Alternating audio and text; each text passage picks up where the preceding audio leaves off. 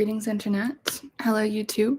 It has been a really long time since I have done one of these little live on the internet situations.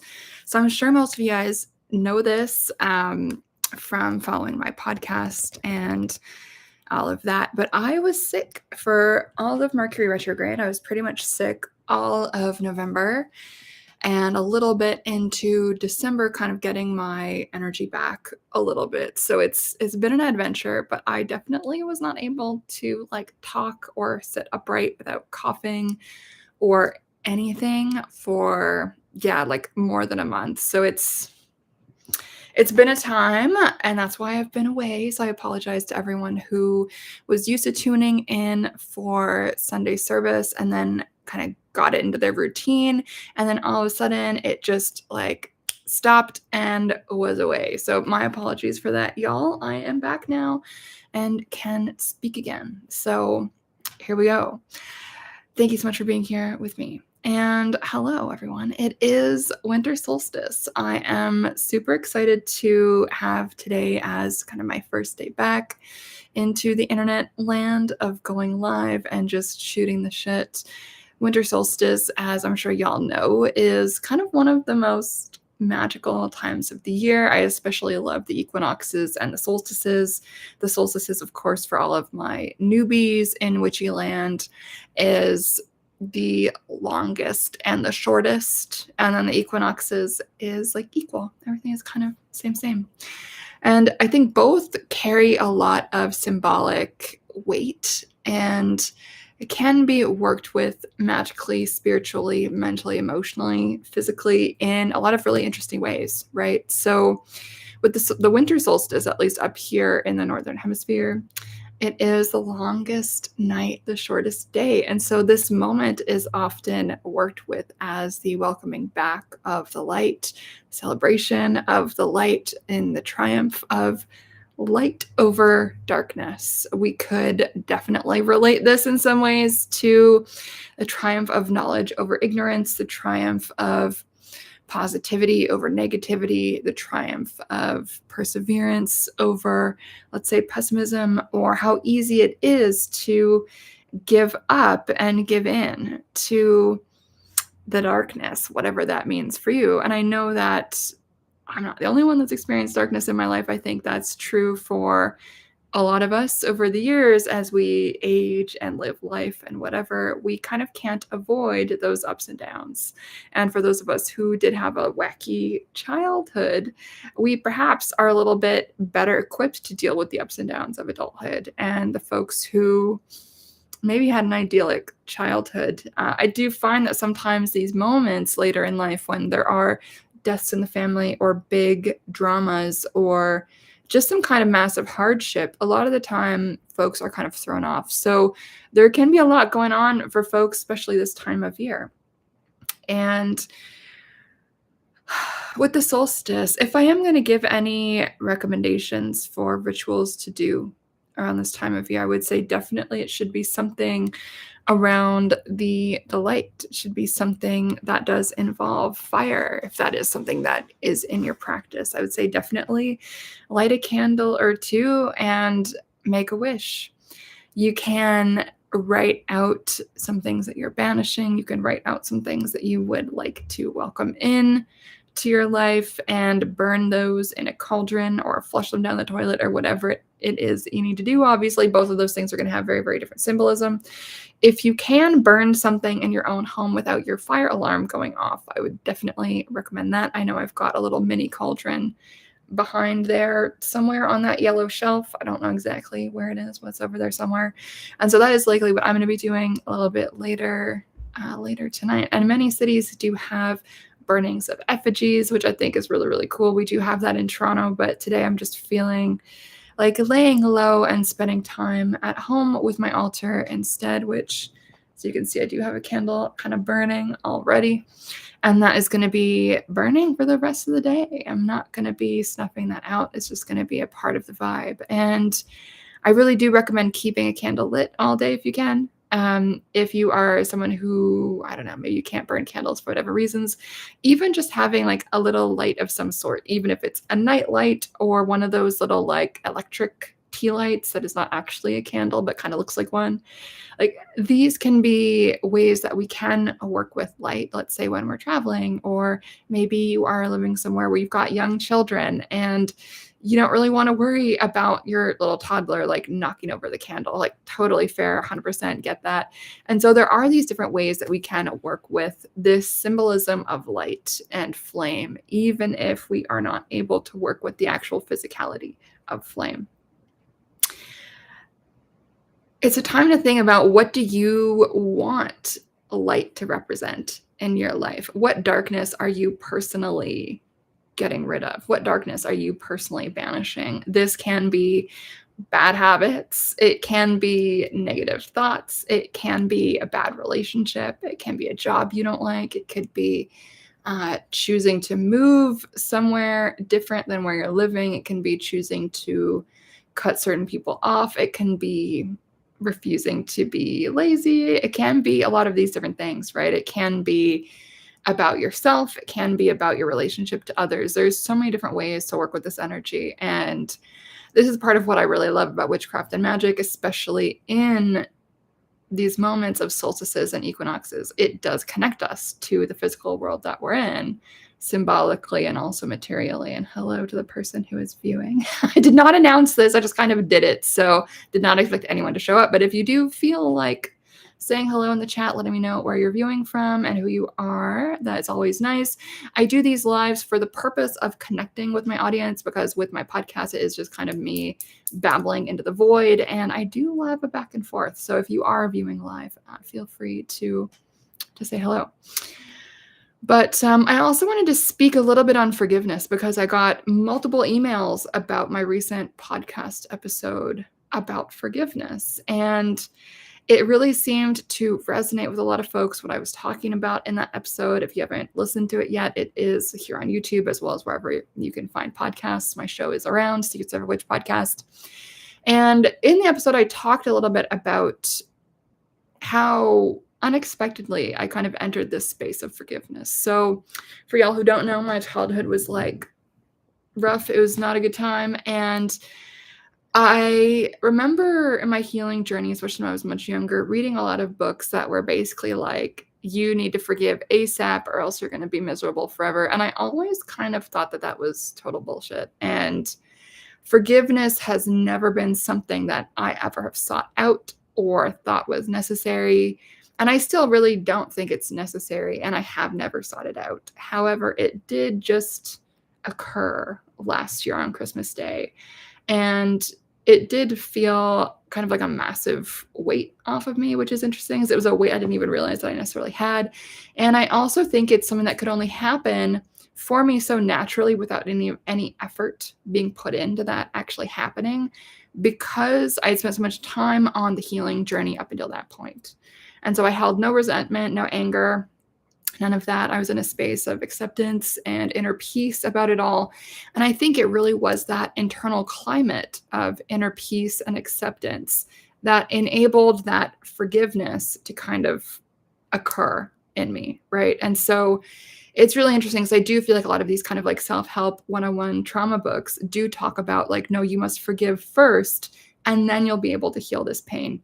But in my experience, it was actually the opposite. Like I could only forgive once that pain had kind of been healed, and once I had kind of come into that space of understanding the situation intellectually and also just emotionally kind of being over it. Like I had done so much healing work on my own mind, on my own spirit, on my own soul, that forgiveness then just washed over me kind of without me inviting it in.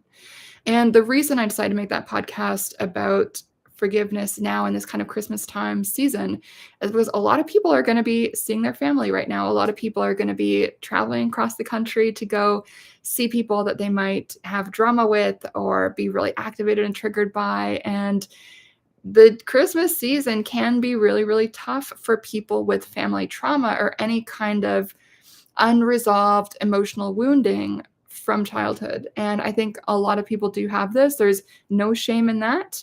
I think most people do have something to kind of work out, and it will follow people around their whole life until they do kind of attack it and decide to work it out. And sometimes time is what heals, but also sometimes it doesn't. Like I've met a lot of folks who are, let's say 50s, 60s, who are still internally like that little child who was neglected or abandoned or whatever, and they still act in that same exact way. And so this is part of why I talk about this so much, even though technically my work is about witchcraft and magic and spirituality. Like, yeah. But it's like this other aspect of things is so crucial. And I released an episode about this on my podcast today, actually, talking about how your magic is going to be limited by where you're at in your healing process. And so what I unfortunately have seen a lot of is a lot of people who are in witchy land, who are doing magic, who are doing, all of that fun stuff that we all love to talk about, but who are ultimately very psychologically miserable or just not happy or not at peace or still really ensconced and ensnared in this kind of traumatized headspace, which does keep people as this kind of childlike mindset, right?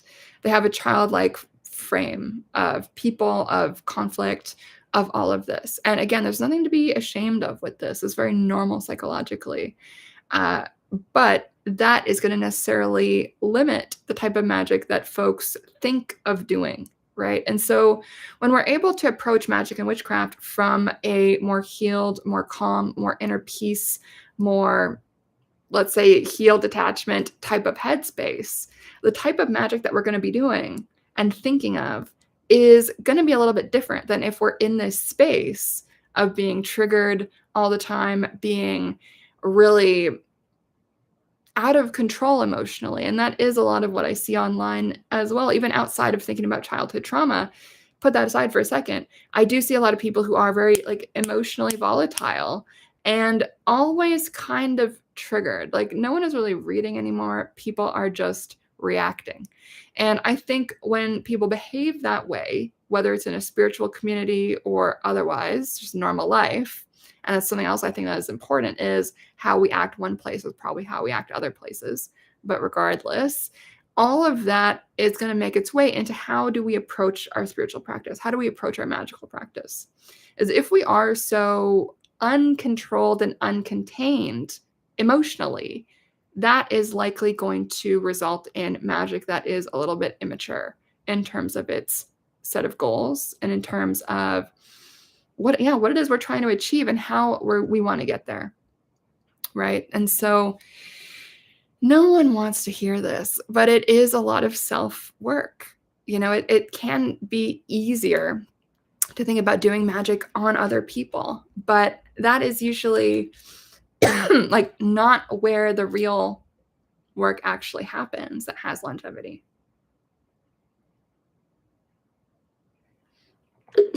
And I know a lot of people are going to be triggered this time of year. Like, I totally get it. Like, that used to be where I was living. Christmas and all of December used to trigger me an insane amount. And I was just like miserable the entire time. And it's taken me a long time to heal that, but I'm really glad to say that I finally have been able to do it, which is why I talk about this stuff. And so anyway, all that to say, like, if you are not moving from a space of healing, genuine personal responsibility, genuine working on yourself, chances are your witchcraft is going to be way too other oriented, way too focused on changing, manipulating, carving other people. And I'm not saying that there's times when that isn't necessary, like on rare occasion, like, yeah, for sure. But most of the time, I would say, let's not. Most of the time, I would say, okay, what magic can we do on our own self to go deeper into that really important inner healing work? And that is the work that I think is the hardest to do. And it can be really triggering even for people to admit that they have inner work to do. That's an interesting thing, is when people are so like buried under like the burden of trauma, any little criticism or any kind of admitting like, maybe I'm wrong about that, maybe I shouldn't have done this, maybe, I could have made a different choice around that thing. All of that, the threshold for that discomfort and that responsibility is so low that people will often kind of have this really negative reaction, and they won't be able to tolerate it. It will feel like too much to even consider that they could be in any way have done anything wrong or have made a bad decision or could have perhaps done something differently. And I have a lot of compassion for that. It's like I remember what it was like to feel that, but that is something that I think is really beneficial for us to face in our magical practice, especially right now in this season, as we are in Capricorn season now. Sagittarius season just ended. In my opinion, Sag and Cap are the two most ambitious signs. And so Sagittarius being this kind of happy-go-lucky, Jupiter-oriented type of vibe, expansive, philosophical, fun. Capricorn is like way more serious, is a little less fun. And so it's kind of time for the rubber to hit the road, I think, for us as we enter into Capricorn season. And what do we need to shed? As we are moving into the season of the light, now once tonight is over, the longest night is finally gone.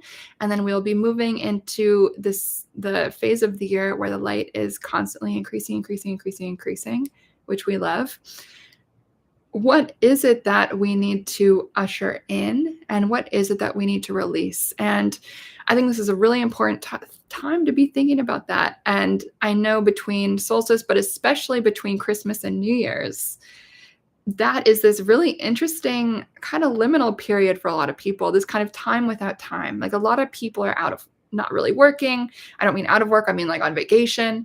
And all the days kind of blur together. It becomes this kind of blur of food, leisure, relaxation.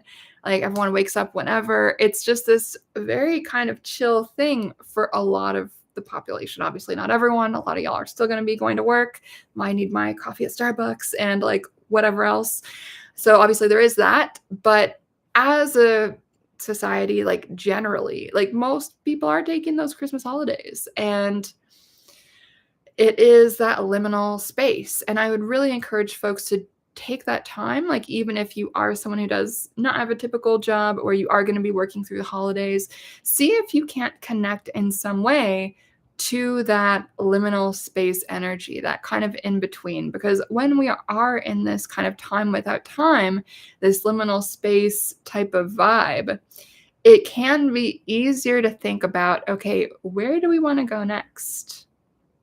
And how are we going to get there? And really giving ourselves permission to dream and to vision. This is a time of visioning. Capricorn is about achievement, discipline, perseverance, restriction to some extent as well. And it is a little bit more stern. Like it's the daddy of the zodiac. And so if we are going to be our own loving father, what masculine energy, healthy masculine energy of directing, containing, deciding, do we need to tap into in our magic in our life this season, especially between now, the winter solstice, and New Year's Eve? I'm definitely someone who believes in the energetic transition between New Year's Eve and New Year's Day. I personally love that. I find it super magical.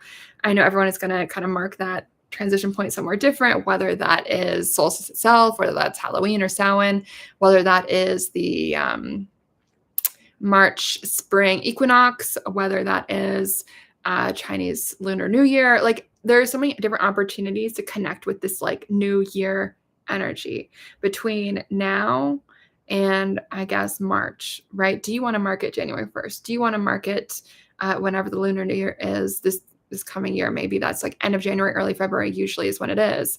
Or are you marking it at the equinox? Like we do have this kind of really interesting arc of opportunities to think about these transitions between the old year and the new year. Oh, hello, Arcana Cobula. Sorry, I like suck at saying people's usernames. Hello. It is nice to be back. It is nice to be back, and it's nice to have a few folks joining. I did not announce this, like I probably should have. But now that I'm not sick, we will be back. We will be back Sundays. Now that I'm not dying of the plague. It's Bella. Oh my God. Hi, Bella. It's so nice to see you. That's so wonderful. I feel like I've seen some of your posts and it seems like you're doing pretty good. And so I'm very pleased to hear that. And I think you recently got impersonated, which I think I told you over the DMs is like, that means that you've arrived. If you're important enough to impersonate with some random people on Instagram, that means that people find you worthy of impersonating, which, while it's a pain in the ass, is kind of cool, as annoying as it is. But anywho, back to what I was saying around this really interesting transition period, right? Like, this is one of my favorite times of the year because as a Virgo rising, I guess, obviously, I love planning. I love lists. I love figuring out what am I going to do next. Like, I just fucking love that. And so this is the right time of year to do that. This beautiful time between now, winter solstice, and especially, I would say, New Year's Eve. And New Year's Eve is also a really, really powerful time to do magic, I would say. And so really reflect on, like, what the hell did you get done this year? What did you achieve? What did you do? Who have you become? What did you experience during eclipse season? What did you experience during the retrogrades? Why not take stock about that? I know for me, eclipse season, I think the first eclipse season, I started going to the gym. And now I'm like a total gym, like, weights person. Like, who the fuck would have thought? I definitely, when I went to the gym, I was like, I don't know about this, but now I'm like obsessed. It's like a part of my personality to be a gym person. It's very crazy. So that was my big eclipse thing then. My September eclipse thing, I had a breakup. This past Mercury retrograde, I got the plague and also reached out to multiple different people. And all of those reach outs went really well, actually. So it's interesting to kind of take this time as there's like, 10 days left in December, this period of 10 days to really reflect, okay, what did I learn from the retrogrades this year? Especially Mercury retrograde. What did you learn from the eclipse seasons this year? What did you learn throughout all the different astrological seasons this year? And what are you going to do with that? Because if we've done this whole year and we've learned nothing, that's not a good thing.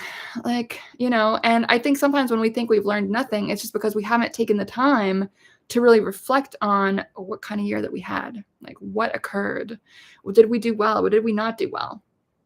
And I think in order to really grow and thrive, we have to be able to ask ourselves both of those questions. What did we do well? What did we kick ass at? And what did we fail at? I know for myself, finished writing my PhD, which hopefully will be defended in the summer. And I released 2 books. So that's kind of all right. That's not nothing. Yeah, definitely has been an interesting year. And so take this time to make a list of all of your accomplishments. Even if it's something as simple as I started making coffee at home. I started cooking at home all the time. I cut my spending on clothes, or like whatever it is. Maybe you started a business. Maybe you got into a new relationship. Maybe you ended a relationship. And just reflect on this shit, because I think a lot of time people are just in a space of movement and following the motions rather than actually taking the time to just take a breath and be like, okay, what am I doing? Why am I doing it? What was I doing? Why did I do that? And do I want to keep behaving in that way? Because we really are the sum of our behaviors, our choices, our movements, and our thoughts and our emotions. And I think if we don't take stock of that at least every now and then, we will end up somewhere random and we might not like where we're at.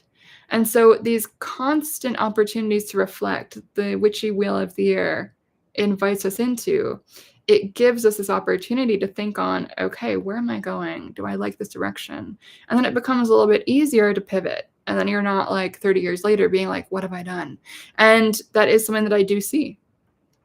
In my coaching practice, I've been working with a lot of people who are older than me. And it's sometimes people in their 50s, 60s.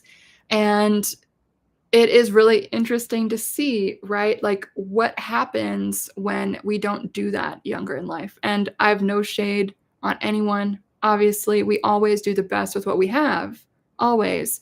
But it is fascinating for me as a coach to be like, all right, I'm learning so much also about how much these little decisions that we make in our 20s or 30s or whatever, they do kind of impact us later in life.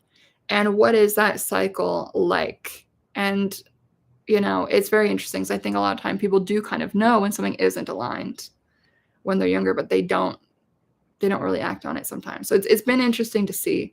And, I think a lot of people who end up getting divorced, like I've pretty much everyone I've talked to, maybe not everyone, but most people I've talked to who ended up getting divorced, like they all kind of were like, yeah, I kind of knew.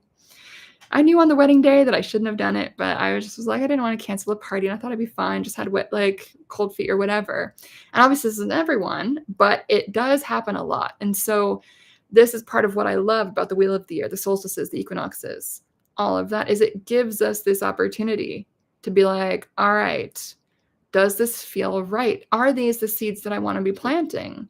Or do I want to uproot these, sell them or get rid of them, give them to someone, whatever, start fresh, plant new seeds that are kind of, the seeds that I actually want to grow.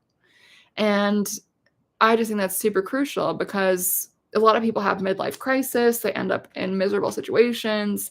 And it is fascinating to see. And as someone who's worked as a tarot reader for a fucking long time and life coaching, obviously the last, 4 or 5 years, I guess, it has been really, really interesting to benefit from kind of seeing everyone's worst problems. And whether that's marriage, work, kids, whatever happens to be, it's been very enlightening to just be able to have this kind of bird's eye view into so many different people's lives and choices and acting in integrity and authenticity and making the hard choice and, all these different opportunities that we have to kind of change course. And why do we sometimes do it and why do we sometimes not? And if we're going to work with this time, I would say this is the time to think about that stuff. This is the time to journal, to meditate, to do ritual, to plant the seeds, whether that's literally, metaphorically, even in your mind, deciding like, this is my goal for next year. This is what I'm going to be working on. And pull the cards for that. And obviously I'm doing tarot readings for folks around that. So if you do want to book that, you can do so on my website, sabrinamscott.com/readings, obviously. But a few days ago, I read for myself on this. And for my card of the year for 2026, I'm so glad it's upright, is the 9 of Pentacles. So for me, it will be a money year, focusing on money, focusing on career. My areas of focus, I had a bunch of them. And I had only one major arcana, upright, thank God. And that was around career. And so for me, it's like those are my 2 big cards of the year. It's going to be the Emperor, standing on business, being disciplined, being kind of OCD, like self-contained, and just show the fuck up, get the work done, stop being lazy, and focus on building the resource, cultivating the garden. And so now that I pulled those cards for myself, I'm like, all right, great. I'm going to work with that to plan my year because I know that's the energy for this coming year, 2026. My card for 2025 was the Lovers, and I think that's still playing out. TBD on that. I don't want to say anything about that. That's too personal, but it is interesting, right? To be able to kind of have our cards of the year and be like, yeah, that really played out in this very interesting way. That was the most important thing for me this year, let's just say. And moving into next year, being like, all right, that's my focus. And so I'm going to organize my life around that next year. And so this is part of how tarot and these spiritual practices can help support us as we are deciding, who am I?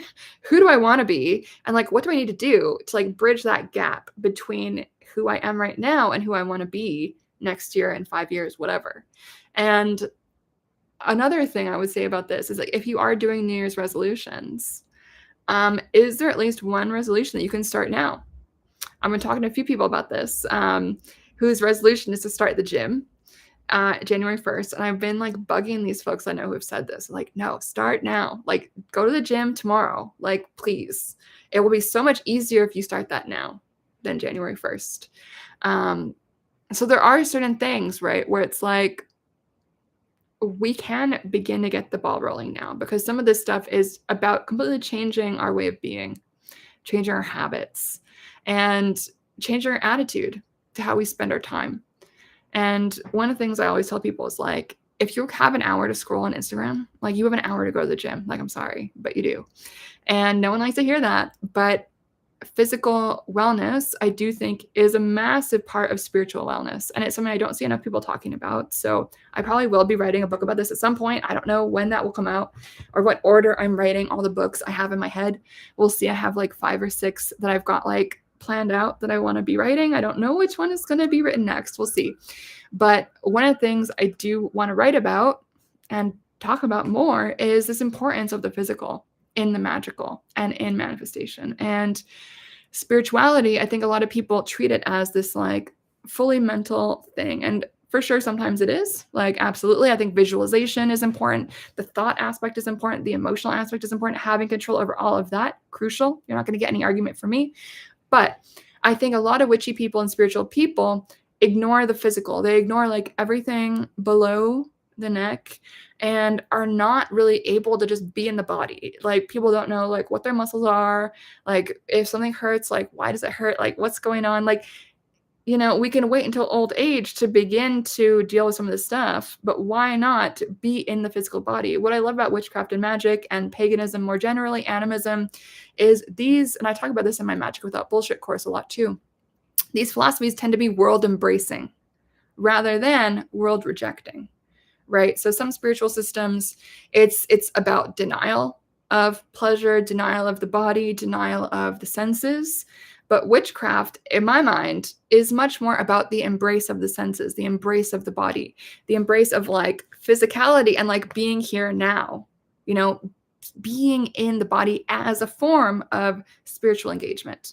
And the physical body is the vessel for spiritual experience.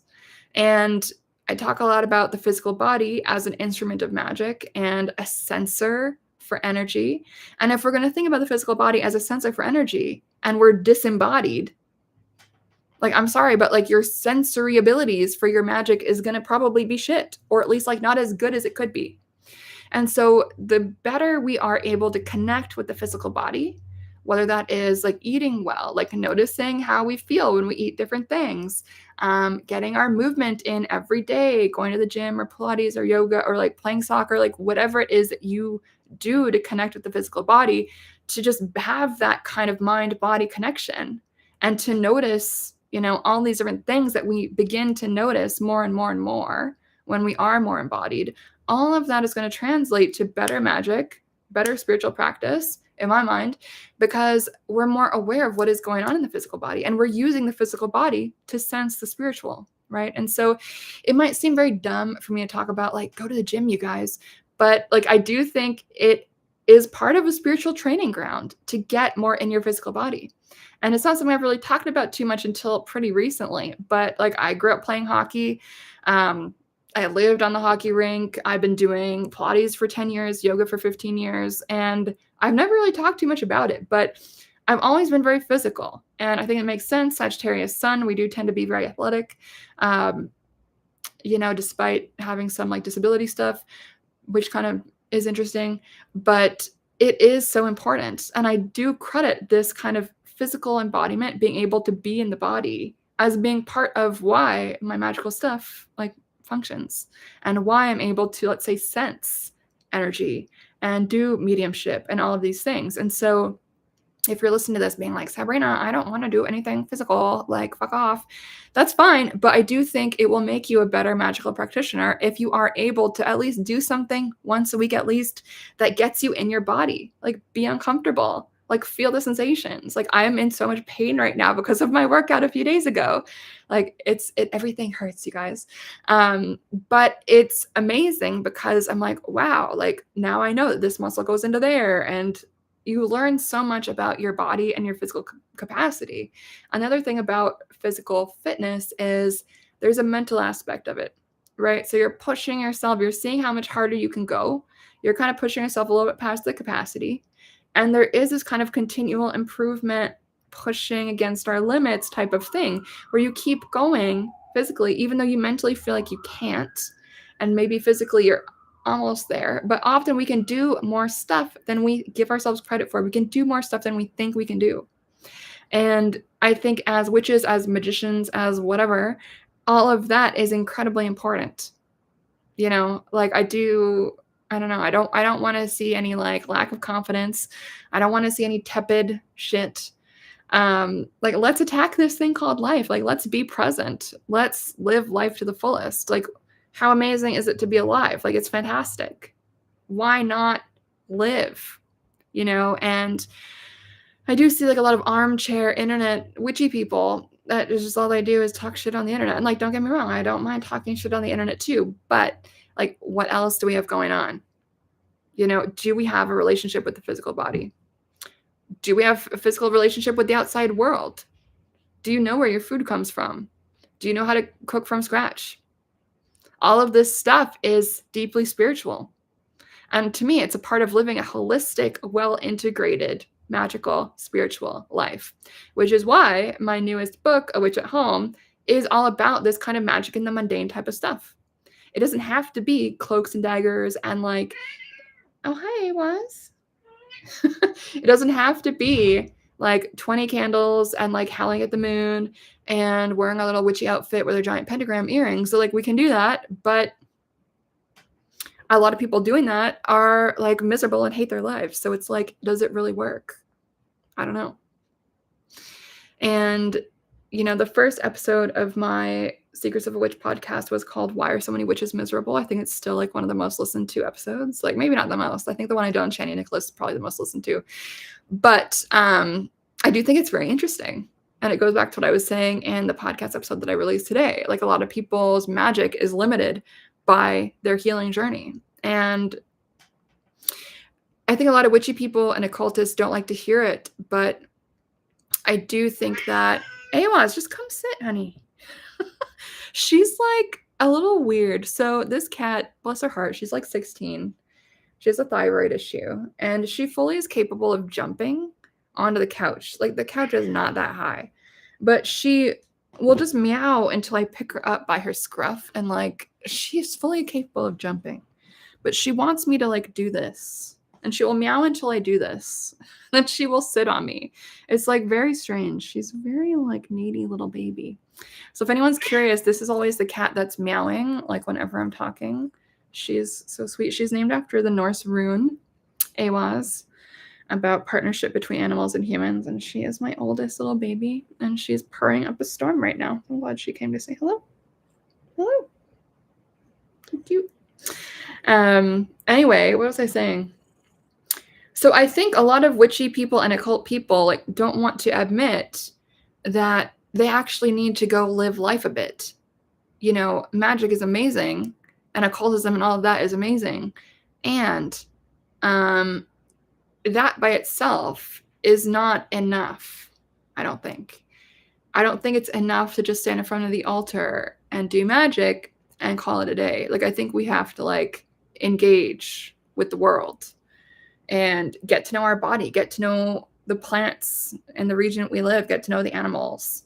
Like, do hard stuff. Challenge ourselves, like take that class that you want to take, even if you're freaked out of looking stupid. All of that stuff is also spiritual. All of that stuff is, I think, like spiritual magical training grounds. And, you know, I have nothing against altar work. I have nothing against that kind of like typical type of stuff that people think about when they say the word magic and witchcraft. I still do that type of work too.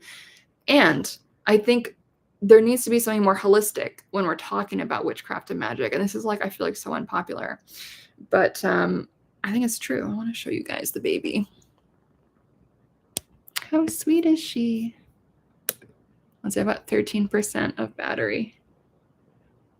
See what I mean? She just wants to like, she just wanted me to pick her up. Like she could have jumped herself, but she chose not to. She's so funny. Anyway, I just think that's something that we should all be thinking about as witchy people, as occult people, as people who are interested, hopefully, in self-improvement. And to me, that is part of what magic is all about. Like, it's obviously about connection between the self and our ancestors. It's about connection between ourselves and the land that we're on. It's about healing ourselves. It's about connection with other spiritual team members, whether that's divinity or animal spirits or whatever that is within your own practice. It's about all of that. But also, like, it should make our life better. And so if you've been doing witchcraft for 10 years and your life sucks ass, like, what are we doing here? What are you doing wrong? Probably something. And I think if that's the case, like, it's super important to ask ourselves, like, okay, where are we fucking up? What can we do differently? Whether that's in our magical practice or like the mundane life, that for me is also very explicitly coded as spiritual and magical. And I don't know. Some of my earlier lives on here, I talked about like just people being nuts in witchy land and that immaturity and emotional volatility in the community, which is so normalized. A lot of people don't even name it for what it is. They're just like, that's normal. It's not normal.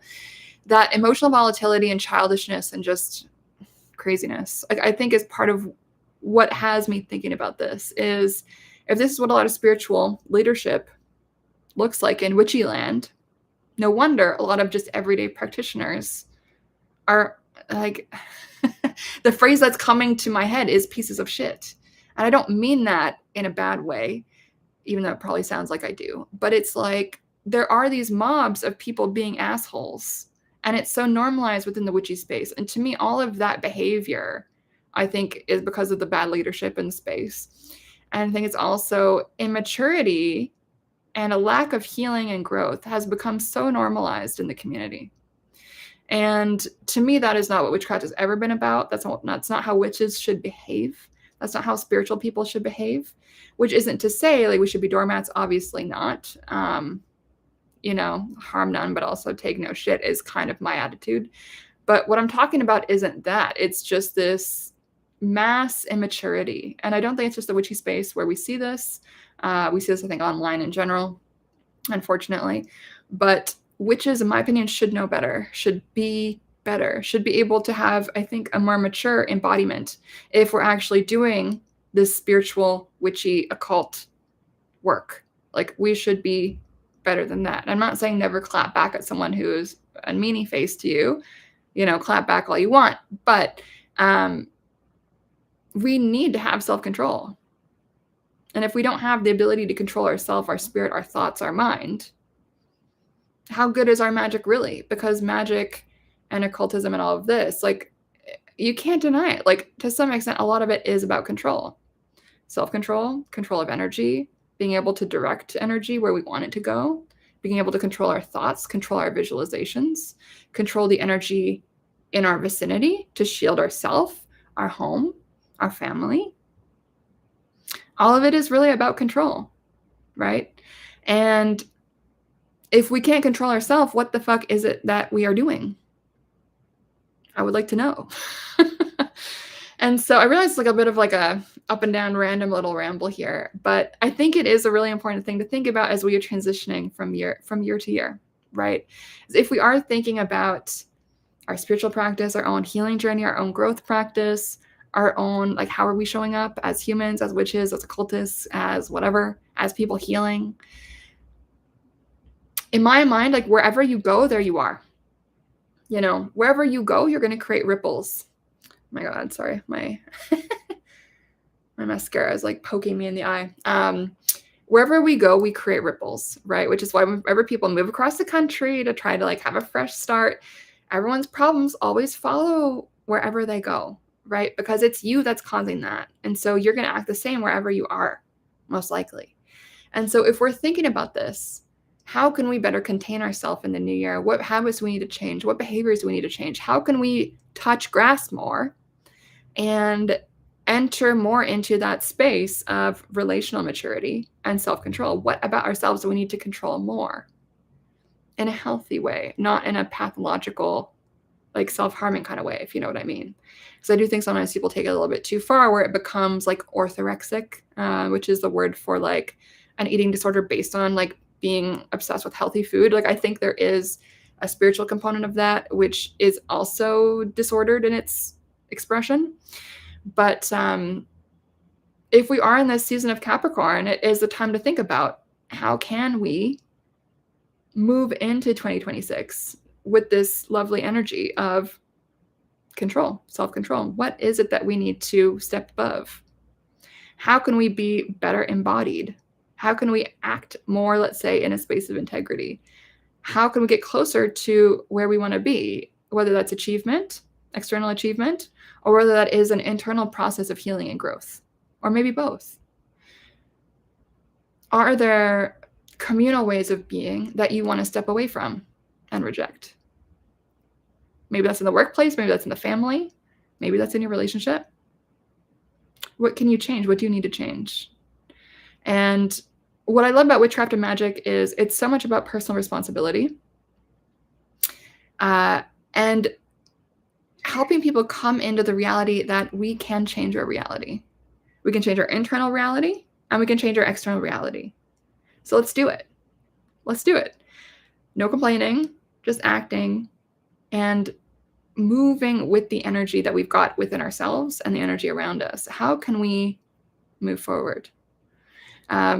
Touch wood, but we all like never know how much time we've got on this earth. That's one interesting thing that has become increasingly clear to me as I've gotten older. And so how can we make the best of this time that we have? Because nothing is guaranteed. How can we live every day to the fullest and best, knowing that we're acting in a way that feels in integrity? And I know it sounds like a tall order. Like everyone wants to push this off till later. Like I'll do it next year. I'll do it next week. But why not act with a little bit more urgency? Which isn't to say desperation, which isn't to say scarcity. But why waste time? Why not be her now? Why not be him now? Why not be who you need to be sooner rather than later? It's probably not as hard as you think it is. And so if we're going to work with magic and spirituality as a form of personal empowerment and personal healing, why not show up for yourself in that way? Heal whatever it is you need to heal, control whatever it is you need to control, and then be a more positive and helpful ripple in your community, in the world, etc. And that can be very mundane, but it can also be very spiritual. It can be whatever kind of resonates with you. And my cat agrees, apparently. She's like still chilling. Yeah, Awa says hello. See, I know it probably looked a bit bad when I picked her up by her scruff, but it's like she just will meow until I do that. It's very weird. Some of my cats are like a bit psycho in their own unique little ways. It's like her weird psycho trait. Anyway, let's see. My computer is at 6% battery, so we probably have a few minutes, and I actually have a meeting at 3. So what else do I want to say about this? How can we kind of wind this down? I feel like this end of the year is a really potent time magically. So what I'm just saying is don't waste it. Don't waste it. I think this energy is really good. It's really symbolic. You know, even if all you do is journal or meditate and visualize, it's something. And I think it really is a beautiful time to just welcome back whatever light it is that you want to welcome back into your heart, into your life, into your habits, whatever it is. And to really commit to changing your mindset wherever it is that mindset needs to be changed. And being an immature idiot it's optional. You don't have to do that. If that is something that you've been sucked into, you don't have to do that. Whether that's in your community, your workplace, your family, your relationship, you don't have to be that person. And yeah, you just don't have to. It's optional. Like so much is so optional. And so notice, like, what have you complained about to people this past year? And can you change that? Or can you change your mindset about it? There was, I think the year before last, I was doing a morning journal exercise, and I noticed that I was complaining every morning about this one friend. And I eventually was like, this friendship sucks ass, and I need to bail. So I realized she could not be happy for me. And like, if I was in a bad mood or something went wrong, she was right there. But if I was joyful and doing something successful and good and creative, she was like nowhere to be seen and would never congratulate me. And I was like, this sucks. This is not for me. And looking back and seeing all those journal entries, I was like, yeah, I need to make a change here. Like, this is not sustainable. It's not how I want to be spending my time. Complaining is not cool. Do something about it. And I'm only sharing this because, you know, it's very normal. And sometimes it takes a minute to realize, like, okay, this is not going to change. And so I need to make a different choice. What we are not choosing, we're not changing, we're choosing. Yeah, that's the phrase. What we are not changing, we are choosing.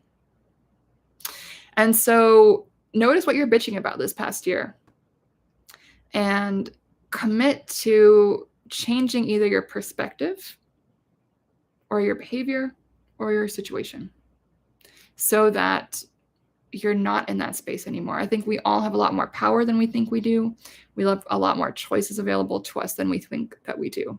And I think that's part of why magic is so amazing, is it helps us connect with our ability to make choices, to choose, to act different.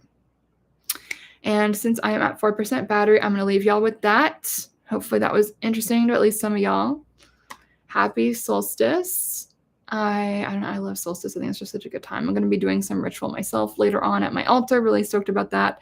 And if you guys are still shopping for Christmas presents, I do have many books, which I just do want to show y'all real quick. I'm going to show my books, not my journals, but here we go. Rapeseed, my poetry book on healing after sexual assault. This has been a really emotional book for a lot of people to read. So like trigger warning on this one, I guess. It's like kind of heavy. So if you do know someone who is healing from something kind of nasty like that and they don't feel like they'll ever be able to recover, this might be a good book because it does kind of, the poems are written over the period of 10 years and it does talk about kind of that journey to recovery, including some rituals I did to kind of get me there. A Witch at Home. This is my most recent book. It has 18 different rituals, very magic in the mundane type of vibes. Everything from seeing moisturizer as magic, to smoothie magic, to just eating fruit as magic, to blessing our shoes to be protective as we leave the house. Really, really great introductory book for anyone who is looking for magic that is a little bit more everyday. And I think this is like a sneaky advanced book. Some people, might not agree with me on that, but I do think there is something really advanced about being able to see the magic in the everyday. So this is my brand new book. I really love it, honestly. And then Curse and Cure, Magic for Real Life. This is a kind of witchy 101. I've heard this called a witchy 201. The prose book, so just written, and it is pretty much technique oriented. It's non-denominational. So if you're looking for a guide how to magic, witchcraft, and energy work type of stuff, this is a really, really good book for that. Highly recommend. And then, of course, my 2 graphic novels. So this was my first graphic novel, Witch Body. It was actually nominated for the best graphic novel in Canada when it came out. This is my only traditionally published book. It's published by Wiser Books. They didn't change anything. They just published it as is. That was kind of my request. So this is very much like philosophy of magic, magic in the city, magic as a way of connecting with the environment. It's really well reviewed. Everyone loves this book.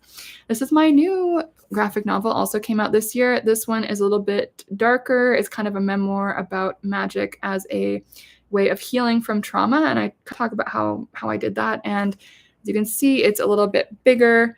And yeah, this one also very well reviewed. I've heard this is my best book so far. It is a little bit dark, so just a little bit of a warning. But I think if you are someone who has been traumatized and you're healing and you are witchy, like this is definitely going to be the book for you. And so that's it, you guys. That's all my books. I can't believe I have so many books. Ridiculous. When did that happen? But anyway, yeah, this is all of them. And so if you are looking for a gift for yourself or some other witchy person in your life, grab one of my books on Amazon. Just look up my name, Sabrina Scott, and then one of the names of the books, and you should be able to find them. All right, y'all. You know where to find me. Thank you so much for being here. Like, subscribe, etc. Share with a friend. Leave a comment. Much love. Thank you for being here, and it's nice to be back. Happy solstice. Bye.